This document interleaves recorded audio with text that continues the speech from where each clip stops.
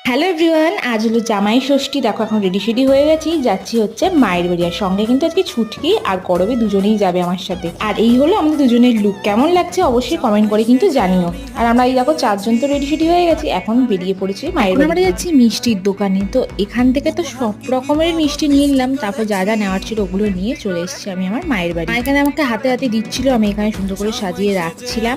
আর আজকে অনেক রকম পদই রান্না হয়েছিল, তোমাদের এক ঝলক দেখিয়ে দিই। এখানে দুজনে ঢং করে একটু ফটো তুলছিলাম, তারপরে দেখো খেতে বসে গেছি। এত পরিমাণ যে গরম পড়েছে, ওই জন্য আমি আর শাড়িটা পরে থাকতে পারি করে না, যেন আমার কেমন লাগছিল, ওই জন্য আমি নাইটিটা পরে নিয়েছি। আর এইদিকে দেখো বিকাল হয়ে গেছে, বাবা এখানে আইসক্রিম কাটছে। তো এখানে এখন সবাই মিলে আইসক্রিম খাবো। আর তারপরে বিকালবেলা অভিজিৎ আর ছুটকি মিলে ফুচকা আনতে গেছিলো, তো এখানে এখন আমরা সবাই মিলে ফুচকা খাবো।